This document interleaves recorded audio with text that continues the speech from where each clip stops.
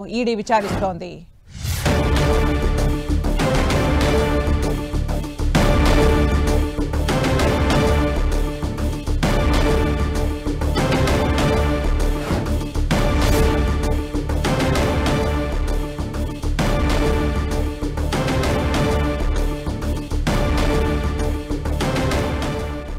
America China మధ్య మరింత ముదిరింది tariff war. చైనాపై మరోసారి అమెరికా సుంకాల మోత మోగించింది. చైనాపై 145% నుంచి 245% సుంకాలను పెంచింది. అమెరికాపై ఇప్పటికే 125% సుంకం విధించింది చైనా. అయితే వెంటనే అమెరికా సుంకాల శాతాన్ని మరింత పెంచింది.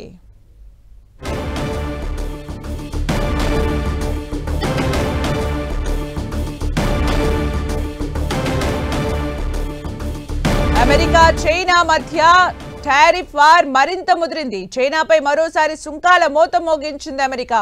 చైనాపై విధించిన 145% సుంకాన్ని 245% పెంచింది. అటు అమెరికాపై ఇప్పటికే చైనా 125% సుంకం విధించింది.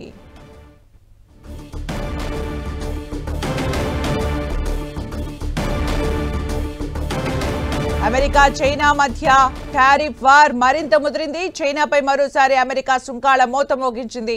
చైనాపై 145% నుంచి 245% సుంకాలను పెంచింది. అమెరికాపై ఇప్పటికే 125% సుంకం విధించింది చైనా. అయితే దీంతో అమెరికా మరింత సుంకాల మోత మోగించింది.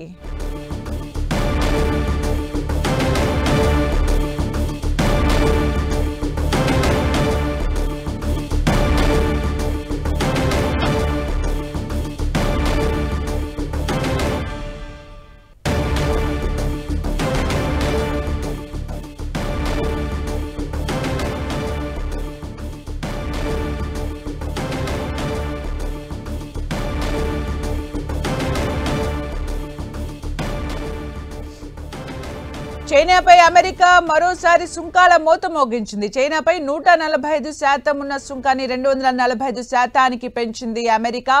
అయితే అమెరికాపై ఇప్పటికే 125% సుంకం విధించింది చైనా. దీంతో అమెరికా సుంకాల మోత మోగించింది.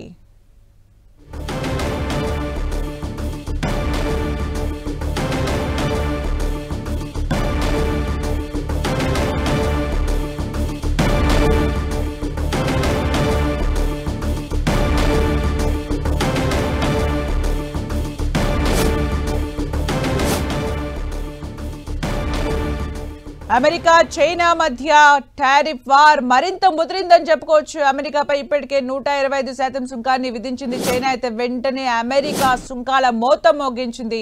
చైనాపై మరింత సుంకాల మోత మోగించింది. చైనాపై 245% సుంకాలను పెంచింది.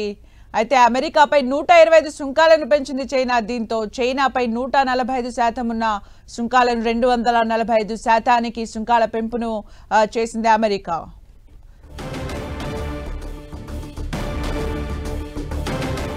ఇక మనతో పాటు విదేశీ వ్యవహారాల నిపుణులు కన్నెగంటి రమేష్ గారు ఉన్నారు. వారితో మాట్లాడదాం. నమస్తే సార్. నమస్తే మేడం. సార్, అంటే ఈ టారిఫ్ వార్ ని ఎలా చూడాలి సార్? మేడం, 21వ శతాబ్దంలో అన్ని ఆర్థిక యుద్ధాలు ఎక్కువగా ఉంటాయి, అంటే ట్రేడ్ వార్. సో వార్ అనేది ఇప్పుడు మనకి technology, trade and tourism and talent, ఈ నాలుగిటి మీద, అంటే టెర్రరిజం, ఈ 4-5 టీల మీద మనం ఇంపార్టెంట్ గా గ్రహించాలి. అందులో trade war is an imminent threat not only to the directly parties involved, that is అమెరికాకి చైనాకే కాకుండా దాని మీద ఆధారపడిన ఎంతో మందికి అది చాలా ఇబ్బందికరమైన పరిస్థితిగా ఉంటది. యాక్చువల్ గా చెప్పాలంటే ఈ ట్రేడ్ వార్ ఎందుకు చేస్తున్నారు అంటే వాళ్ళ బలాబలాల్ని ఎంతవరకు ఒకళ్ళనొకళ్ళని పుష్ చేసుకోగలరు అంతవరకు పుష్ చేసుకోవడానికి ప్రయత్నం చేస్తున్నారు China and America. And also they wanted to tell the whole world, ప్రపంచం మొత్తానికి ఏమని చెప్పాలనుకుంటున్నారంటే మేమిద్దరం బలీనమైన ఆర్థిక పరంగా పెద్ద శక్తుల్లాగా ఎదిగాము. ఒక పక్కన అమెరికా, ఇంకో పక్కన చైనా. ఇన్ అదర్ వర్డ్స్, ఒకటి క్యాపిటలిజం వర్సెస్ కమ్యూనిజం. ఈ క్యాపిటలిజానికి కమ్యూనిజానికి జరుగుతున్న ఈ ప్రచ్ఛన్న యుద్ధం అంటారు దీన్ని, కోల్డ్ వార్. ఈ cold war now has become very hot and open war. There is nothing cold about it. There is everything is very very heated up environment లో ఉంది. దీని మూలంగా భారతదేశానికి వచ్చే లాభం ఏంటి, నష్టం ఏంటి, మనం ఎంత జాగ్రత్తగా ఉండాలి అనేది ఒకటి. రెండో పాయింట్ ఏంటంటే we should never become dependent on any other country. We should become self reliant. అంటే స్వయం సమృద్ధి దిశగా భారతదేశము మ్యానుఫ్యాక్చరింగ్ సెక్టర్ లో మనము ఇమ్మీడియట్ గా ఇప్పటి నుంచే మనం ప్లాన్స్ ఏర్పాటు చేసుకోవాలి.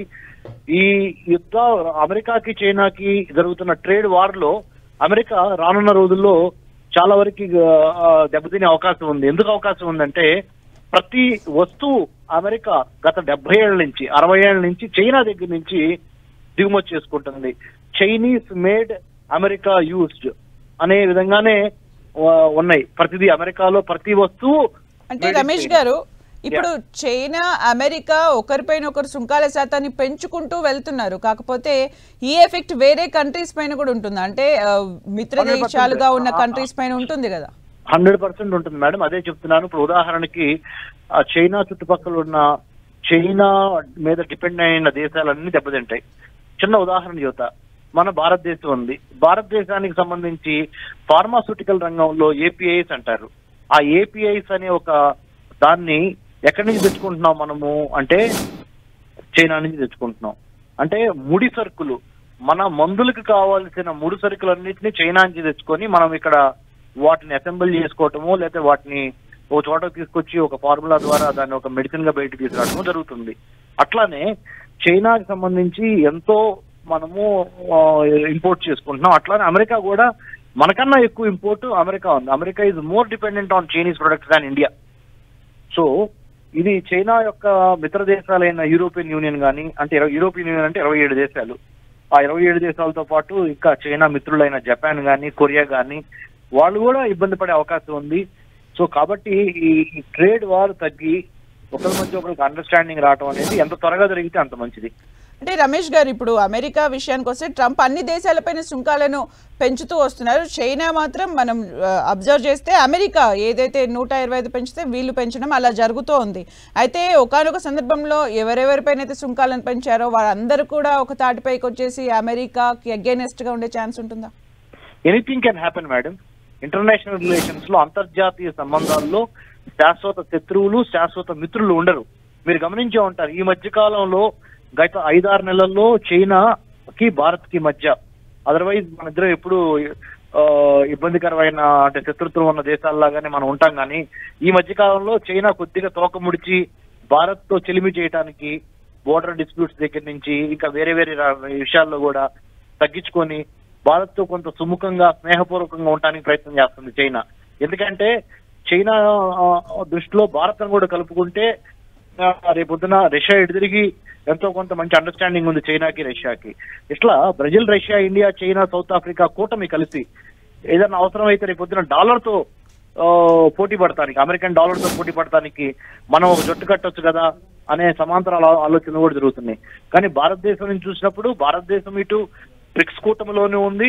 Brazil, Russia, India, China, South Africa, అటు